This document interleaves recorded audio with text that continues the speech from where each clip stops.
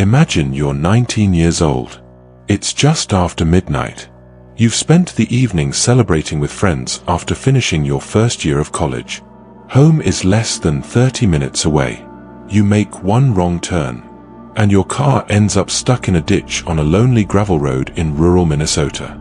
It's frustrating, but it doesn't feel dangerous. So you call the two people you trust the most. Your parents. "I'm okay," you tell them. "I just need a ride." They leave immediately.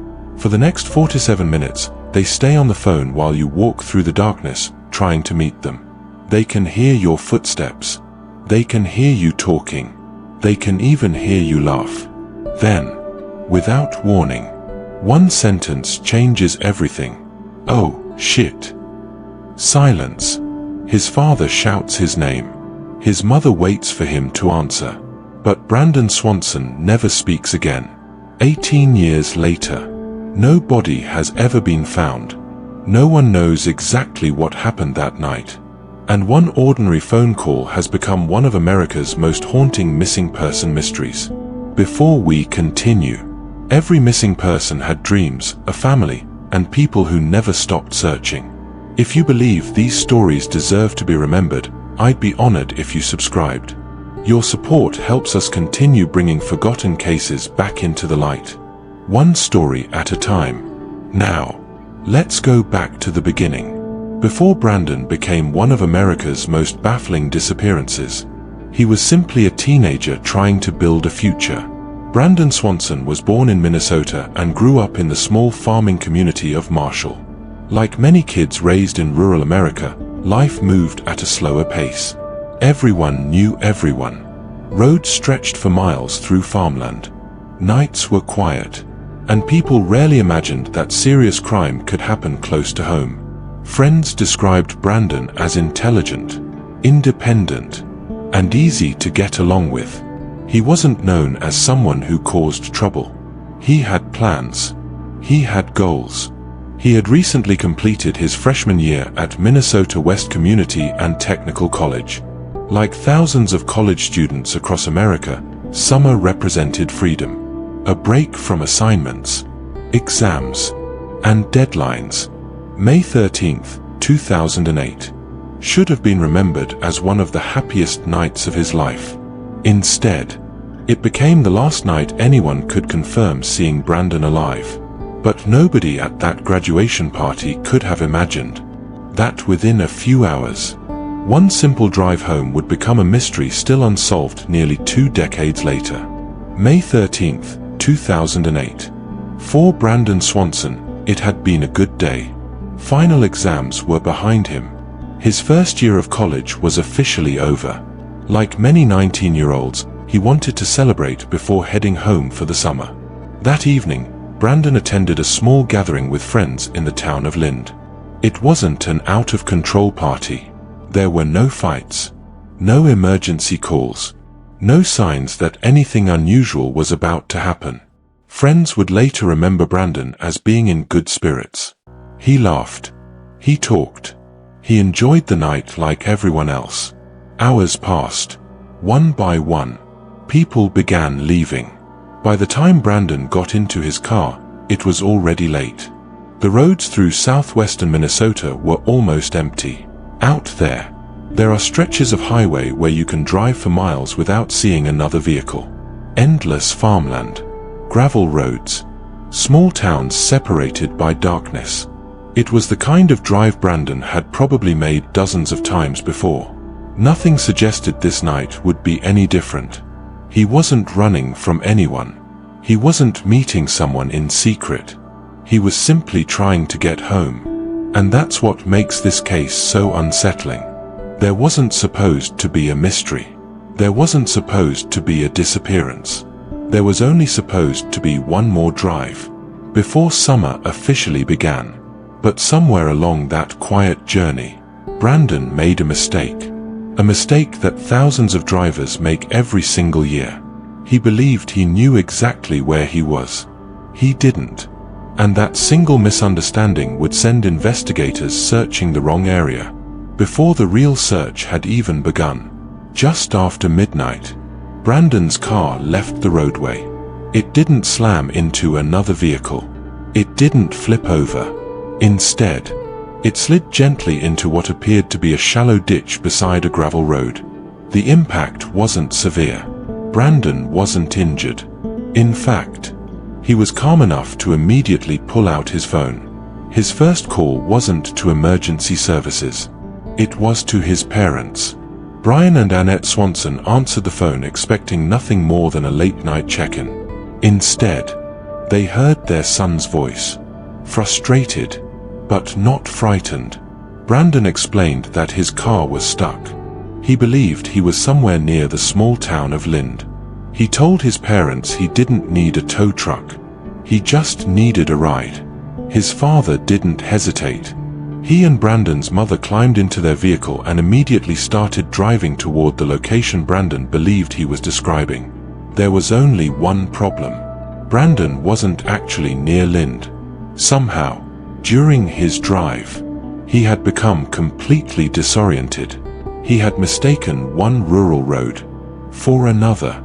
In daylight, it might have been obvious, but after midnight, surrounded by identical gravel roads, endless fields, and almost no landmarks, the mistake seemed perfectly believable. Neither Brandon nor his parents realized that this simple misunderstanding had already changed everything. Because while they believed they were getting closer to each other, they were actually miles apart. By now, Brandon's parents were already on the road. The plan sounded simple. Brandon would leave his car behind, start walking, and meet them somewhere along the road. To make sure they didn't miss each other, they stayed on the phone. Every step Brandon took, his father listened. Imagine that for a moment. You're driving through complete darkness, trying to find your son, while he's walking somewhere out there, talking to you the entire time. They weren't disconnected. They weren't losing signal. They were having an ordinary conversation. Brandon talked about where he was walking. His father occasionally stopped the car, rolled down the window, and honked the horn. Brandon stopped walking, listened, but heard nothing. "I don't hear you." So they tried again. Another horn. Another silence. It didn't make sense. Brandon insisted he was close. His parents insisted they were exactly where he had described. Yet somehow, they couldn't find each other. Looking back now, investigators believe this was the moment everything began to unravel. Brandon wasn't where he thought he was, and his parents were searching miles away from his actual location. But no one knew that yet. So Brandon kept walking, across gravel roads, through open farmland, beneath a sky so dark there was almost no natural light. Every few minutes, his father would ask, "Can you see any lights?" Brandon described what he could. A line of trees, fields, maybe a fence. Nothing unusual, nothing alarming. Just another quiet walk through rural Minnesota. Then, something changed. Brandon reached a fence. He climbed over it. On the other side, there was another field. He continued walking. His father stayed on the phone, still listening, still hoping. 40 minutes had now passed. Think about that. 40 minutes. If Brandon had been in immediate danger, there had been no sign of it. No panic. No screams. No desperate pleas for help. Just conversation. And then, at approximately 2:30 that morning, everything changed.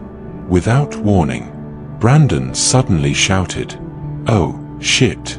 Silence. His father froze. "Brandon." Nothing. Brandon. Still nothing. He could no longer hear footsteps. No breathing. No movement. Just an open phone line. Seconds felt like minutes. His father kept calling his son's name. Again. And again. Eventually, the call disconnected. He called back immediately. No answer. Again. Straight to voicemail. Again. Nothing. In less than a second, Brandon Swanson had disappeared. No one has ever heard his voice again. For Brian and Annette Swanson, that single sentence, "Oh, shit," would replay in their minds thousands of times over the next 18 years. What did Brandon see? Did he fall? Did someone approach him? Was he injured? Or did something far more sinister happen in the darkness? Those questions still have no definitive answers. By sunrise, Brian and Annette Swanson already knew something was terribly wrong. Brandon had never gone this long without answering his phone. He hadn't come home. He hadn't contacted friends. He hadn't called anyone else. It was as if he had simply vanished. The family immediately contacted law enforcement. Search teams began looking around the area Brandon believed he had described. Volunteers joined the effort. Deputies searched roads, fields, and nearby ditches. But hour after hour, nothing was found. Then investigators made a discovery that shocked everyone. Brandon had been wrong about where he was. His car wasn't near Lind at all. It was found several miles away, near the town of Taunton. That meant nearly everything during those first crucial hours had happened in the wrong location. The search had started in the wrong place. And in missing person cases, those first hours can be the difference between finding someone alive and never finding them at all. Investigators believed the mystery was finally beginning to make sense. They assumed he couldn't have gone very far. His vehicle was still sitting exactly where he'd left it. The keys were there. Nothing suggested he had planned to disappear. If Brandon had simply become lost, surely search teams would find him within hours. But the Minnesota landscape had other plans. The area surrounding the abandoned car wasn't just farmland. It was a maze. Gravel roads, drainage ditches, streams, thick vegetation, abandoned farm entrances, and miles upon miles of private land. Every direction looked almost identical. Search teams expanded the perimeter.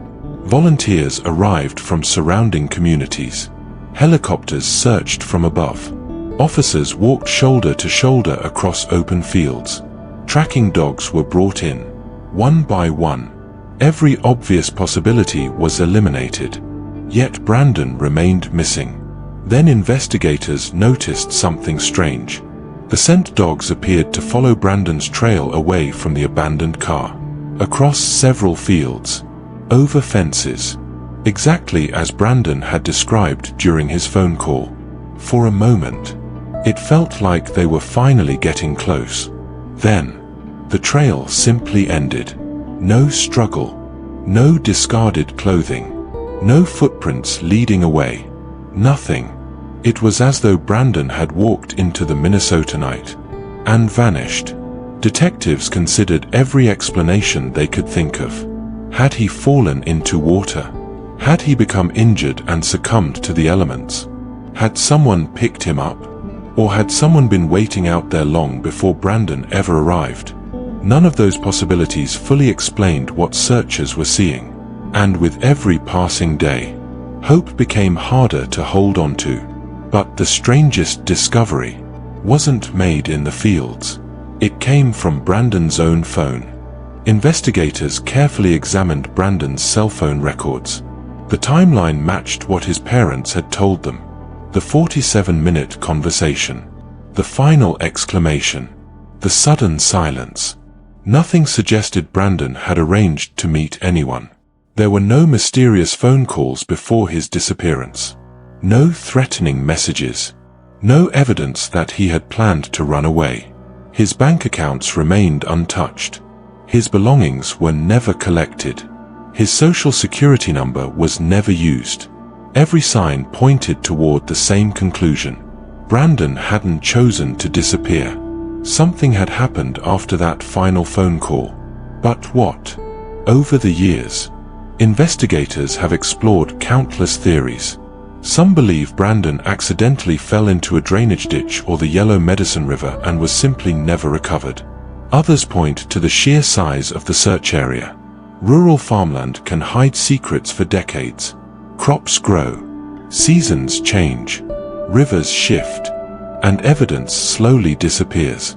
Then there are the darker theories. Could Brandon have encountered another person that night? Someone who happened to be driving those empty roads? Someone who saw a lone college student walking through the darkness? Law enforcement has never publicly identified evidence supporting foul play, but they have never ruled it out either. And that's exactly what makes Brandon's case so haunting. Every explanation seems possible, yet none of them answers the one question everyone keeps asking. What caused Brandon to suddenly shout, "Oh, shit"? 18 years have passed. Parents have grown older. Friends have built families. Lives have moved forward. But for Brian and Annette Swanson, time stopped the moment that phone call went silent. They have spent years searching, speaking to investigators, following every credible lead, hoping that one day, someone, somewhere, will finally explain what happened to their son. Brandon Swanson has never been found. No one has ever been charged. And the mystery remains one of America's most unsettling disappearances. Maybe the answer still lies somewhere in those quiet Minnesota fields. Maybe someone knows more than they've ever admitted. Or maybe the final clue disappeared into the darkness along with Brandon himself. Until that answer is found, one phone call, one frightened sentence, and one unanswered mystery will continue to haunt everyone who hears Brandon Swanson's story. Because sometimes, the most terrifying mysteries are the ones that never truly end.